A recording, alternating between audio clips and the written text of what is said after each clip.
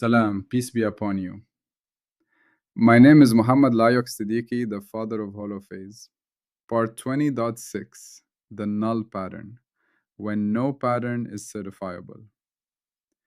There comes a moment in every serious search when nothing appears. You look through the telescope and see no planet crossing the star. You lower the measuring instrument and detect no signal. You listen for a rhythm in the data and hear only noise. You search the field and find no ring. You question a pattern claim and discover that, under current conditions, nothing stable can be certified. What should a serious science say at that moment? Many bad answers are possible. One answer says, nothing exists there. That is too strong. Another says, science failed. That is too weak. Another says, let us imagine a pattern anyway. That is dishonest. Another says, since nothing was found, the search was worthless. That is false. Part 20.6 exists to teach science a more disciplined answer. It teaches science how to say, no pattern is certifiable here, now, under this declared scope. That answer is called the null pattern. The null pattern is not emptiness. It is not despair. It is not the collapse of inquiry.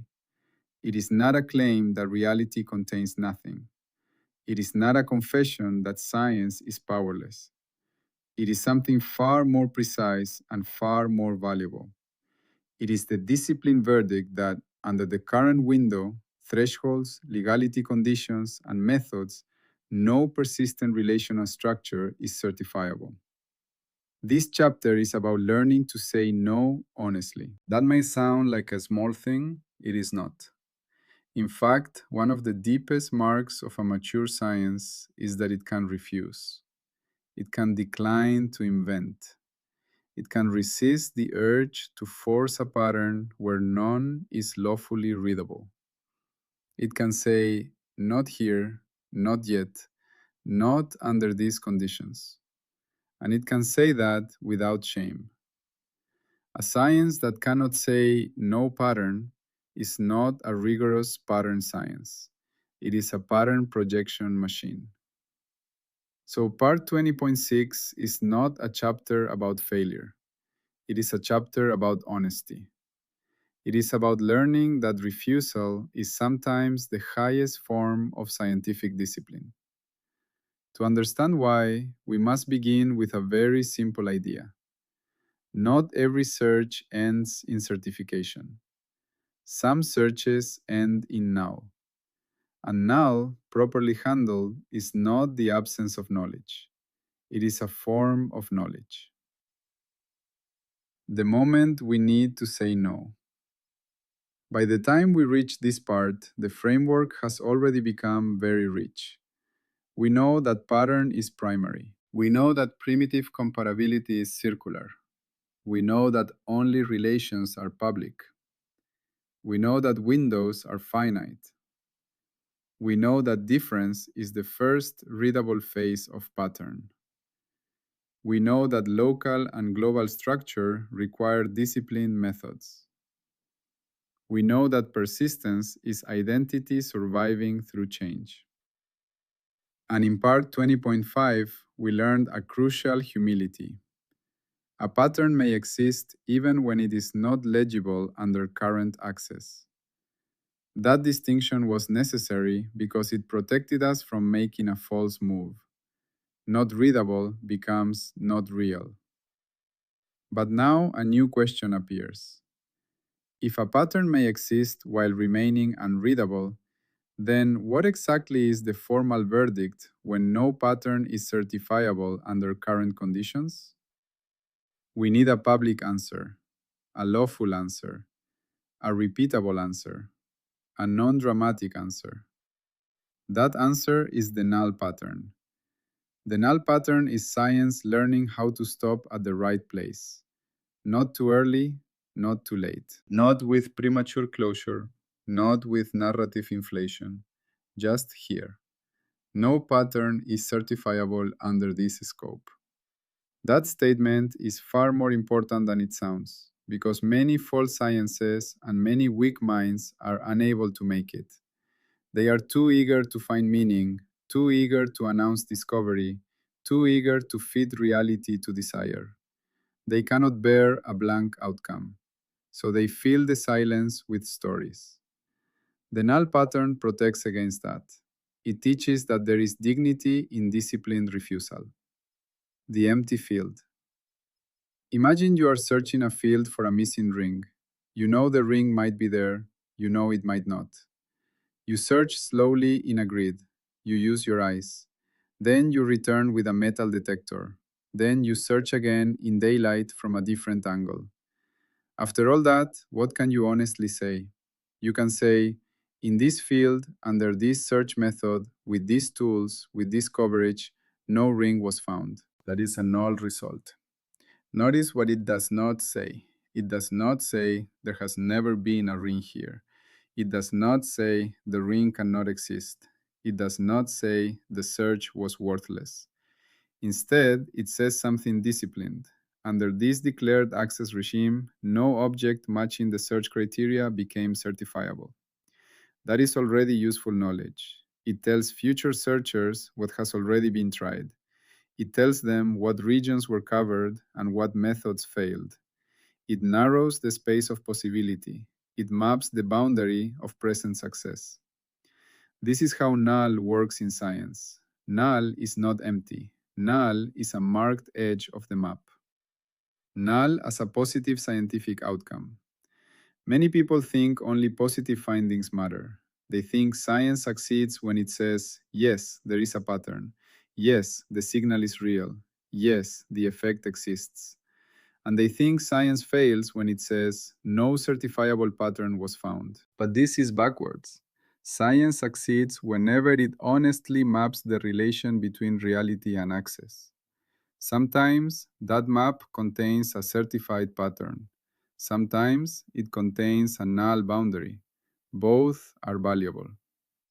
A good null result tells us what was searched, what was not found, under what thresholds, under what legality conditions, under what uncertainty, and why no pattern qualified for certification. That is not emptiness, that is public knowledge. A null result constrains theory. It saves future effort. It blocks fantasy. It prevents overfitting. It exposes the limits of the current method. It may even prepare the way for a later discovery by clarifying what stronger access would need to achieve. Null is not a hole in the record. Null is part of the record. Defining the null pattern. We can now define it carefully. The null pattern is the discipline baseline in which no persistent relational structure is certifiable under declared scope, thresholds, legality conditions, and current access. That definition has several parts, and each matters. Disciplined baseline. Null is not just we found nothing. It is a lawful verdict reached after declared methods and thresholds have been applied. No persistent relational structure. The search is not for any random fluctuation. It is for structure that persists or stabilizes enough to count as certifiable pattern. Certifiable. Null is about certification, not private feeling. It concerns what can enter public science. Declared scope. The null applies only within the specified window, domain, and access regime. Thresholds. Detection limits, significance levels, tolerances, and resolution bounds matter. Without thresholds, nothing found is vague and useless. Legality conditions. The operations used must themselves be lawful. Domains respected, excisions honored, assumptions declared, and smuggling blocked. So null is not a lazy word. It is a carefully earned verdict. What null is not. To protect the concept, we must also say what null is not. Null is not non-existence. The null pattern does not mean nothing exists there. That would be an ontological claim. Null is a legibility verdict. Null is not failure of science. A careful investigation that ends in null has still done good science. It has clarified the relation between method and reality. Null is not permission to stop forever. A null result says something about current access, not about all possible future access. Better windows, tools, or transformations may change what becomes legible. Null is not vagueness. A true null must be tightly scoped. It is not just we didn't really see much, it is a formal verdict. Null is not a hidden positive claim. Null should not be secretly inflated into therefore there is definitely no pattern. That would betray the discipline established in part 20.5. So null stands in a delicate place. It is strong enough to matter, but not stronger than evidence allows. Why science needs null? Why is null so necessary? Because without null, inquiry becomes corrupt. If every search must return a positive pattern, people will force structure into noise, confuse weak hints with real invariants, overfit, project meaning where none is certified, and quietly punish honesty. Without null, a science becomes addicted to affirmation. It can no longer say, not here, not yet, not under these conditions. That is dangerous. A science unable to refuse will eventually certify illusions. So null protects science from three common corruptions. Forced patterning, seeing a meaningful structure simply because one wants a positive result. Overfitting, treating accidental fluctuation as lawful pattern. Narrative inflation, taking a weak or absent result and wrapping it in a story strong enough to sound like discovery. Null stands against all of this. It is science's way of saying we will not invent. 7. Refusal is not failure. This chapter must install one of the most important moral principles in the entire framework. Refusal is not failure of science. It is success of discipline. A well-justified null result is not embarrassing. It is honorable. Why? Because refusal proves that the science has not surrendered to wishful thinking. It proves that criteria matter. It proves that thresholds are real. It proves that public knowledge has gates and that not everything passes through them. Refusal means the science is strong enough to disappoint itself. That is a great strength. A framework that cannot lose cannot learn. A framework that cannot refuse cannot trust its own yes. So null results are not second-class outcomes. They are part of the health of the system. Types of null. Not all null results mean the same thing. A mature science must distinguish why no pattern is certifiable. This is one of the richest parts of the chapter. Insufficient coherence. There is too much noise and too little stable structure. No persistent pattern rises above fluctuation. This teaches that the signal may be too weak, the observation too short, or the window too noisy. Underdetermined. Multiple lawful patterns fit the evidence equally well. No unique pattern can be certified. This teaches that more constraints, better windows, or additional data are needed. Out of scope. The claim exceeds the declared window or domain. The question being asked goes beyond what the access regime can support. This teaches that the claim is overreaching. 8.4. Non-identifiable.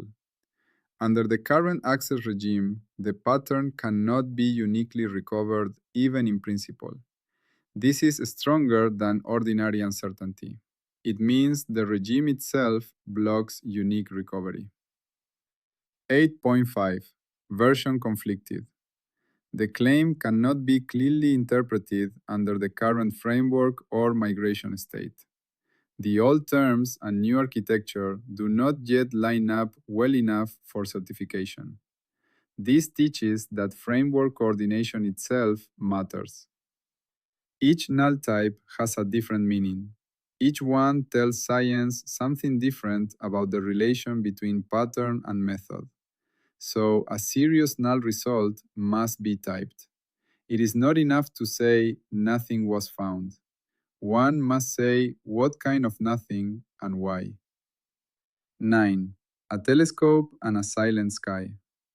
Imagine an astronomer studying one small patch of sky for weeks, searching for a planet transit. The data is clean, the instrument is calibrated, the window is declared, the thresholds are set, the analysis is honest, no transit appears. This is not there are no planets in the universe. It is not even there are no planets around that star. It is within this observation period, at this sensitivity, no transiting planet was certifiable. That is a null result. It still matters. It tells other astronomers what has already been tested. It helps refine models. It prevents wasted repetition. It narrows the search. The silent sky speaks through null. 10. Null results as public assets. A null result is not the absence of a contribution. It is a public asset. Why? Because null results preserve negative knowledge, not just what has been found, but what has not been found under discipline conditions. This matters enormously. Without null records, failed searches are repeated pointlessly. Negative evidence disappears. Only positive claims survive, and science becomes biased toward excitement rather than truth. A healthy science archives its nulls. Null results constrain future search, sharpen future method design, reveal where present access fails, preserve the history of refusal, and prevent the same mistakes from being made again and again. So null is not empty space in the record, it is structure in the record. Null and existence. Now we must keep one boundary absolutely clear. Part 20.5 separated existence from legibility. Part 20.6 now says, a null result is a statement about legibility, not about existence. That is decisive. A pattern may exist while being null certifiable under the current regime. Perhaps it is below resolution, hidden by noise, outside the window, inaccessible to current transformations, blocked by computation, or conceptually immature within the current framework. So null never means reality is empty here. It means under these declared conditions, no pattern is certifiable here. That is enough. It is honest. It is useful. It is not a metaphysical overreach. Deep sea vents before submersibles. Before deep sea exploration technologies, hydrothermal vents were null certifiable. No one could lawfully read them. They were beyond the available windows and tools. But they existed. Their ecosystems did not begin when submersibles arrived. Their mineral chimneys did not come into being when cameras saw them. What changed was not existence first. What changed was legibility. This example matters because it shows exactly how null should be interpreted. A historical null result does not mean prior non-existence. It means the pattern was beyond current access. That is why null must never be inflated into ontology. The null pattern principle. We can now state the core principle of the chapter. A science that cannot say no pattern is not a rigorous pattern science. It is a pattern projection machine. This is one of the defining principles of the whole framework. It means null is a legitimate scientific outcome. Null is necessary for honesty. Null prevents projection. Null and certification are equally important parts of mapping, and refusal is not weakness but lawfulness. That principle gives null its rightful dignity. 14. The rigor layer. Because null can be mishandled in many directions, it needs its own rigor structure. Null gate. Has the null claim been properly typed and declared? Scope gate. What window, domain, timespan, and conditions does the null apply to? Threshold gate. What counted as detection? What significance or resolution limits were in force? Method ledger. What operations, transformations, and tests were attempted before null was concluded? Failure class declaration. Was the null due to insufficient coherence, underdetermination, scope failure, non-identifiability, or version conflict? Without this, the null result is too vague to be useful. A rigorous null is not merely a negative emotion, it is a documented public outcome. Firewalls. This chapter must also install several clear protections. No metaphysical inflation. Do not turn null into proof of non-existence. No null concealment. Do not hide nulls because they are less glamorous than positive results. No forced positivity. Do not overfit or interpretively inflate a weak case just to avoid a null verdict. No undifferentiated nothing. Different nulls mean different things. Keep them distinct. No prestige bias. A null result can be as important as a discovery. The framework must protect that equality. These firewalls help preserve the dignity of refusal. Everyday life and the wisdom of null. Null is not only for science. In everyday life, we often face situations where no stable pattern is yet readable. You may look at someone's behavior and honestly say, I cannot certify a clear pattern here yet. That is better than forcing a narrative. You may look inward and say, I do not yet understand why I keep reacting this way. That too is a kind of null. Not self-failure, but the honest boundary of present legibility. A mature person, like a mature science, knows how to wait without inventing. Null is the discipline of not lying when clarity is absent. What this chapter installs.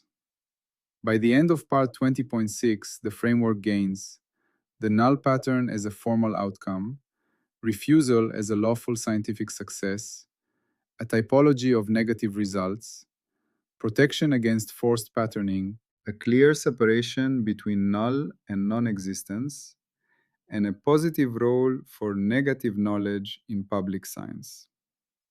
These are not small additions. They are part of what makes a science self-correcting and trustworthy. Final synthesis. Let us say the heart of the chapter as simply as possible. Sometimes, under honest conditions, no pattern is certifiable. That outcome is not emptiness. It is not collapse. It is not defeat. It is not proof that reality contains nothing. It is a disciplined statement about current access. A strong science knows how to say yes when pattern is certifiable, no when pattern is not certifiable, and it knows the difference between that no and a claim of non-existence. That is the wisdom of null. So the null pattern is the science of saying no certifiable pattern here, now, under this scope, and saying it with enough rigor that others can trust the refusal. That trust matters. Because without it, every blank becomes a temptation, every silence an invitation to fantasy, every weak hint a false discovery. Null protects us from that.